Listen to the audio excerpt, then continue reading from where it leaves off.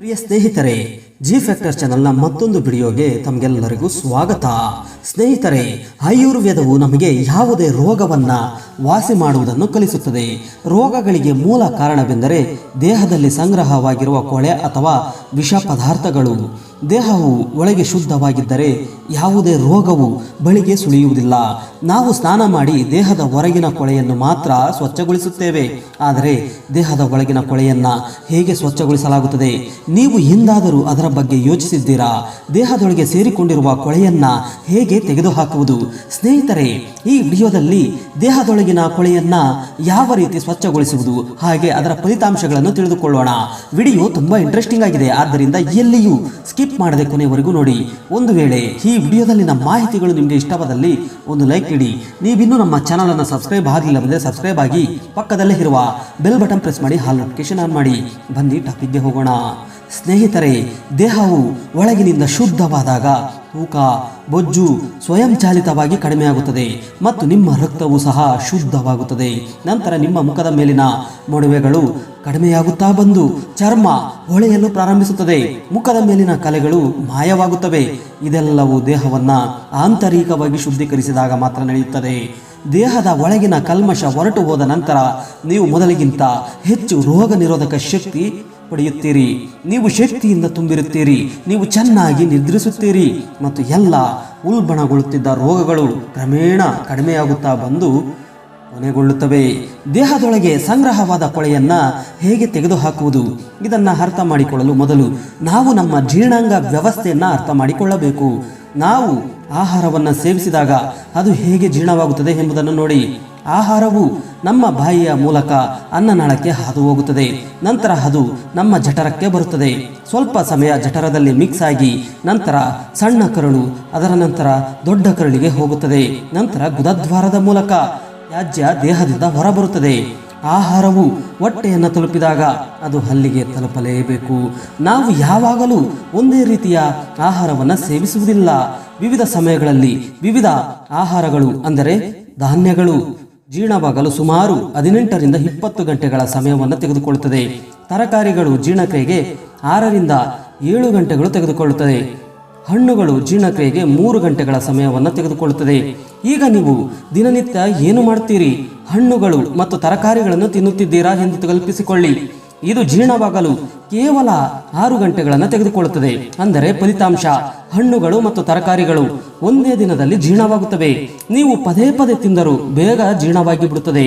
ಆದರೆ ಧಾನ್ಯಗಳ ಊಟವನ್ನ ದಿನದಲ್ಲಿ 2 ಅಥವಾ 3 ಬಾರಿ ತಿಂದರೆ ಅದರ ಜೀರ್ಣವಾಗುವ ಸಮಯವೂ ಹೆಚ್ಚಾಗುತ್ತದೆ.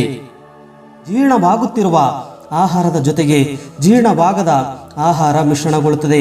ಏಕೆಂದರೆ ಮೊದಲು ಧಾನ್ಯ ಉಳಿದಿದೆ ಮತ್ತು ಎರಡನೇದು ಸೇರುತ್ತದೆ. ನಾವು ಅದನ್ನು ತಿಂದಾಗ ಏನಾಗುತ್ತದೆ ಎಂಬುದು ನಿಮಗೆ ಅರ್ಥವಾಗಿದೆ ಎಂದುಕೊಳ್ಳುತ್ತೇನೆ. ಈ ರೀತಿಯಲ್ಲಿ ಆಹಾರವನ್ನು ಸೇವಿಸಿದಾಗ ಆಹಾರವು ಹೆಚ್ಚು ಕಾಲ ಉಳಿಯುವುದರಿಂದ ಹಿಂಭಾಗದಲ್ಲಿ ಕೊಳೆಯಲು ಶುರುವಾಗುತ್ತದೆ. ಮನೆಯಲ್ಲಿ ಇದ್ದರೂ ಮನೆಯಿಂದ ಹೊರಗೆ ಉಳಿದಿದ್ದರೂ ಅದು ಪ್ರಾರಂಭವಾಗುತ್ತದೆ. ಅಲ್ಲಿ ವೈರಸ್ ಮತ್ತು ಬ್ಯಾಕ್ಟೀರಿಯಾಗಳಿಗೆ ಆಶ್ರಯವಾಗುತ್ತದೆ. ಈ ಕಾರಣದಿಂದಾಗಿ ಹೊಟ್ಟೆಯಲ್ಲಿ ಗ್ಯಾಸ್ ಕೂಡ ರೂಪುಗೊಳ್ಳಲು ಪ್ರಾರಂಭಿಸುತ್ತದೆ. ಸ್ನೇಹಿತರೆ, ಕೆಲವೊಮ್ಮೆ ಇದು ಫುಡ್ ಪಾಯ್ಸನ್ ಆಗಿ ಸಹ ಕನ್ವರ್ಟ್ ಆಗುತ್ತದೆ. ನಾವು ದಿನವಿಡೀ ಬರ್ಗರ್ನಂತಹ ಆಹಾರವನ್ನು ಸೇವಿಸುತ್ತಲೇ ಇರುತ್ತೇವೆ. ಪಿಜ್ಜಾ ಈಗ ಲಭ್ಯವಿರುವ ಅತ್ಯಂತ ತ್ವರಿತ ಆಹಾರವಾಗಿದೆ. ಇದನ್ನು ಸೇವಿಸುತ್ತೇವೆ. ಇದು ಜಠರ, ಅನ್ನನಾಳ, ಕರುಳುಗಳ ಗೋಡೆಗಳಿಗೆ ಅಂಟಿಕೊಳ್ಳುತ್ತದೆ.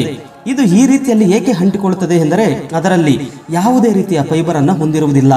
ಈ ರೀತಿಯಲ್ಲಿ ಹೊಟ್ಟೆ ಮತ್ತು ಕರುಳುಗಳಿಗೆ ಅಂಟಿಕೊಂಡು ಅಲ್ಲಿಯೇ ಊದಿಕೊಳ್ಳುವುದರಿಂದ ತ್ವರಿತವಾಗಿ ವೈರಸ್ಗಳು ಮತ್ತು ಬ್ಯಾಕ್ಟೀರಿಯಾಗಳು ವೃದ್ಧಿಯಾಗುತ್ತವೆ. ಇದನ್ನ ತಡೆಗಟ್ಟಲು ನಮ್ಮ ದೇಹಕ್ಕೆ ನಿರ್ವಿಷೀಕರಣದ ಅಗತ್ಯವಿದೆ. ಮೊದಲನೇದಾಗಿ ನಮ್ಮ ಜೀರ್ಣಾಂಗ ವ್ಯೂಹದ 3 ಸ್ಥಳಗಳಲ್ಲಿ ಹೆಪ್ಪುಗಟ್ಟುತ್ತದೆ. ನಂತರ ದೇಹದ ಇತರ ಭಾಗಗಳಿಗೆ. ಮೊದಲು ಹೊಟ್ಟೆಯಲ್ಲಿ, ಎರಡನೇದು ಸಣ್ಣ ಕರಳು ಮತ್ತು ಮೂರನೆಯದು ದೊಡ್ಡ ಕರಳು. 3 ಸ್ಥಳಗಳಲ್ಲಿ ದೀರ್ಘಕಾಲ ಕೊಳುಕು ಉಳಿದಿದ್ದರೆ ಈ ವೈಫಲ್ಯ ನಮ್ಮ ಮೂತ್ರಪಿಂಡಗಳ ಮೇಲೆ ಬೀಳುತ್ತದೆ.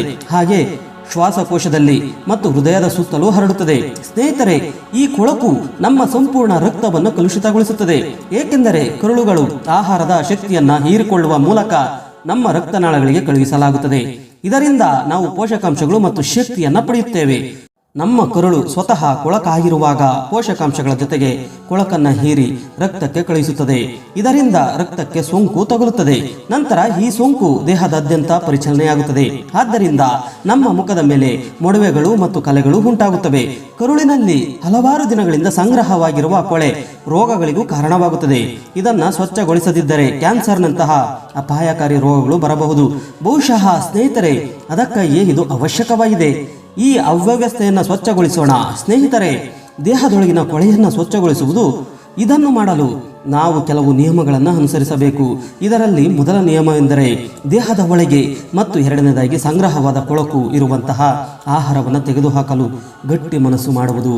ಒಳಗೆ ಸಂಗ್ರಹವಾದ ಕೊಳೆಯನ್ನು ತೊಡೆದುಹಾಕುವುದು ಹೇಗೆ? ನಮಗೆಲ್ಲರಿಗೂ ಈಗಾಗಲೇ ತಿಳಿದಿರುವಂತೆ ನಮ್ಮ ದೇಹದೊಳಗೆ ಯಾವ ಆಹಾರದ ಪದಾರ್ಥಗಳಿವೆಯೋ ಅದು ದಿನದ 24 ಗಂಟೆಯಲ್ಲಿ ಕಡಿಮೆಯಾಗುತ್ತಲೇ ಇರುತ್ತದೆ. ಆಹಾರ ಜೀರ್ಣವಾದ ನಂತರ ಸಂಗ್ರಹವಾಗಿರುವ ಕಲ್ಮಶವಿದೆ, ಅದನ್ನು ಸ್ವಚ್ಛಗೊಳಿಸಲು ಸಮಯ ತೆಗೆದುಕೊಳ್ಳುತ್ತದೆ. ಆದರೆ ಮೊದಲ ಆಹಾರ ಏನಾಗುತ್ತದೆ? ಹೊಟ್ಟೆಯಲ್ಲಿ ಜೀರ್ಣವಾಗದ ಮತ್ತು ಇತರ ಆಹಾರವನ್ನು ಜೀರ್ಣಿಸಿಕೊಳ್ಳಲು ಮತ್ತು ಸ್ವಚ್ಛಗೊಳಿಸಲು ಸಮಯದ ಅವಶ್ಯಕತೆ ಇರುತ್ತದೆ. ಇದಕ್ಕಾಗಿ ಉಪವಾಸವೂ ಲಭ್ಯವಿದೆ. ಇದು ಬಹಳ ಮುಖ್ಯ, ಏಕೆಂದರೆ ಒಂದು ವೇಳೆ ಆಹಾರವನ್ನು ಒಳಗೆ ಹಾಕದಿದ್ದರೆ ಅದು ನಮ್ಮ ದೇಹವನ್ನು ಪರೀಕ್ಷಿಸಲು ಶುರು ಮಾಡುತ್ತದೆ. ಏಕೆಂದರೆ ಏನು ಉಳಿದಿಲ್ಲದ ಕಾರಣ ಈಗಾಗಲೇ ಬಾಕಿ ಉಳಿದಿರುವ ಅಂಟಿಕೊಂಡ ಕೊಳಕು ಭಾಗಗಳ ಮೇಲೆ ಕೇಂದ್ರೀಕರಿಸಿ ದೇಹದಿಂದ ನಿರ್ಗಮಿಸುತ್ತದೆ.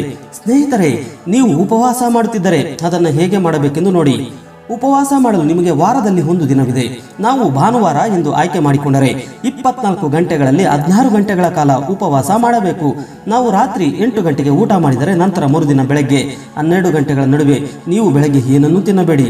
ನಿಂಬೆ ಹಣ್ಣಿನ ನೀರು, ತೆಂಗಿನ ನೀರು ಅಥವಾ ತರಕಾರಿ ರಸವನ್ನು ಕುಡಿಯಿರಿ. ಉಳಿದ 8 ಗಂಟೆಗಳ ನಂತರ ತಿನ್ನಬಹುದು. ನೀವು ಲಘು ಆಹಾರವನ್ನು ಸೇವಿಸಬೇಕೆಂದು ನಾನು ಬಯಸುತ್ತೇನೆ, ಅಥವಾ ನೀವು ಬೇಯಿಸಿದ ಆಹಾರವನ್ನು ಸೇವಿಸಬಹುದು. ನೀವು ತರಕಾರಿಗಳನ್ನು ತೆಗೆದುಕೊಳ್ಳಬಹುದು ಅಥವಾ ಹಣ್ಣುಗಳನ್ನು ತಿನ್ನಬಹುದು. ಈಗ ಇಲ್ಲಿ ಹಣ್ಣು ತಿನ್ನುವುದರ ಹಿಂದೆ ಒಂದು ಯಾಂತ್ರಿಕ ವ್ಯವಸ್ಥೆ ಇದೆ, ಆದ್ದರಿಂದ ಅದನ್ನು ವಿವರಿಸೋಣ. ನೋಡಿ, ಹಣ್ಣುಗಳು ಕಿಣ್ವಗಳನ್ನು ಹೊಂದಿರುತ್ತವೆ. ಜೊತೆಗೆ ಹಣ್ಣುಗಳಲ್ಲಿ ಫೈಬರ್ ಪ್ರಮಾಣವು ತುಂಬಾ ಹೆಚ್ಚಾಗಿರುತ್ತದೆ. ನಮ್ಮ ಕರುಳಿನಲ್ಲಿರುವ ಕೊಳೆಯನ್ನು ತೆಗೆದುಹಾಕುತ್ತದೆ.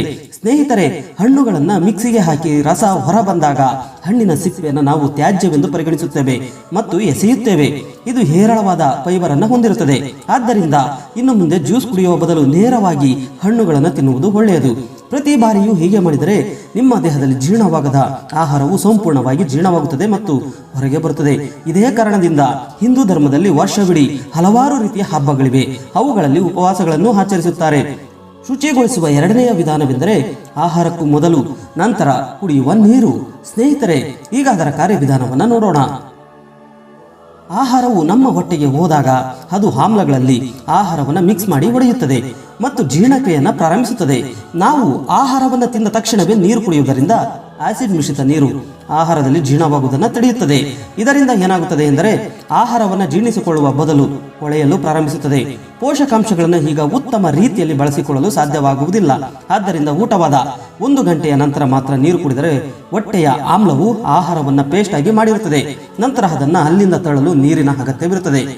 ಈಗ ನೀರು ಕುಡಿದ ತಕ್ಷಣ ಜೀರ್ಣಕಾರಿ ರಸವನ್ನು ಬಿಡುಗಡೆ ಮಾಡುತ್ತದೆ. ದೇಹದಲ್ಲಿ ಕೊಳೆ ಸಂಗ್ರಹವಾಗದಂತೆ ಮಾಡಲು ಆಯುರ್ವೇದ ಚಿಕಿತ್ಸೆಯೂ ಸಹ ಇದೆ. ರಾತ್ರಿ ಮಲಗುವ ಮುನ್ನ 3 ರಿಂದ 9 ಗ್ರಾಂ ತ್ರಿಫಲ ಪುಡಿ ಬೆರೆಸಿ ಬಿಸಿ ನೀರು ಅಥವಾ ಹಾಲು ಕುಡಿಯುವುದು. ಈಗ ನಿಮ್ಮ ಮನಸ್ಸಿನಲ್ಲಿ ತ್ರಿಫಲ ಪುಡಿಯೇ ಎಂದು ಆಶ್ಚರ್ಯಪಡುತ್ತಿರಬಹುದು. ತ್ರಿಫಲ ಒಂದು ಕಡೆಯಿಂದ ಆಯುರ್ವೇದ ಸಂಯೋಜನೆಯಾಗಿದೆ. ಇದು 3 ಹಣ್ಣುಗಳಿಂದ ಮಾಡಲ್ಪಟ್ಟಿದೆ. ಆದ್ದರಿಂದ ಇದನ್ನು ಆಯುರ್ವೇದದಲ್ಲಿ ತ್ರಿಫಲ ಎಂದು ಕರೆಯುತ್ತಾರೆ. ಇದನ್ನು ಅತ್ಯಂತ ಶಕ್ತಿಯುತ ಸಂಯೋಜನೆ ಎಂದು ಪರಿಗಣಿಸಲಾಗಿದೆ. ಇದಲ್ಲದೆ ಬೆಳಗ್ಗೆ ಖಾಲಿ ಹೊಟ್ಟೆಯಲ್ಲಿ ನೀರನ್ನು ಕುಡಿಯಿರಿ. ಖಾಲಿ ಹೊಟ್ಟೆಯಲ್ಲಿ ನೀರನ್ನು ಕುಡಿಯುವುದು ನಿಮ್ಮ ಹೊಟ್ಟೆಯನ್ನು ತೆರವುಗೊಳಿಸುತ್ತದೆ. ನಿಮ್ಮ ದೇಹದ ನಿರ್ವಿಷೀಕರಣದ ಮಟ್ಟಿಗೆ ದೇಹದಿಂದ ಕೊಳೆಯನ್ನು ತೆಗೆದುಹಾಕಲು ಸಹಾಯ ಮಾಡುತ್ತದೆ. ಉತ್ತಮ ನಿದ್ರೆ ಪಡೆಯುವುದು ಸಹ ಮುಖ್ಯವಾಗಿದೆ. ಸಕ್ಕರೆಯನ್ನು ತಪ್ಪಿಸಲು ಸಾಧ್ಯವಾದಷ್ಟು ಪ್ರಯತ್ನಿಸಿ. ವ್ಯಾಯಾಮ ಮಾಡುವುದು ಕಡ್ಡಾಯವಾಗಿದೆ. ಓಕೆ ಫ್ರೆಂಡ್ಸ್, ಈ ವಿಡಿಯೋ ಇಷ್ಟವಾದಲ್ಲಿ ಒಂದು ಲೈಕ್ ನೀಡಿ, ನಿಮ್ಮ ಸ್ನೇಹಿತರಿಗೆ ಶೇರ್ ಮಾಡಿ. ನೀವಿನ್ನೂ ನಮ್ಮ ಚಾನಲ್ ಅನ್ನು ಸಬ್ಸ್ಕ್ರೈಬ್ ಆಗಲಿಲ್ಲವೆಂದರೆ ಸಬ್ಸ್ಕ್ರೈಬ್ ಆಗಿ ಪಕ್ಕದಲ್ಲೇ ಇರುವ ಬೆಲ್ ಬಟನ್ ಪ್ರೆಸ್ ಮಾಡಿ ಆಲ್ ನೋಟಿಫಿಕೇಶನ್ ಆನ್ ಮಾಡಿ. ಈ ವಿಡಿಯೋದ ಬಗ್ಗೆ ನಿಮ್ಮ ಅನಿಸಿಕೆಯನ್ನು ಮುಕ್ತವಾಗಿ ಕಾಮೆಂಟ್ ಮಾಡಿ. Thank you for watching.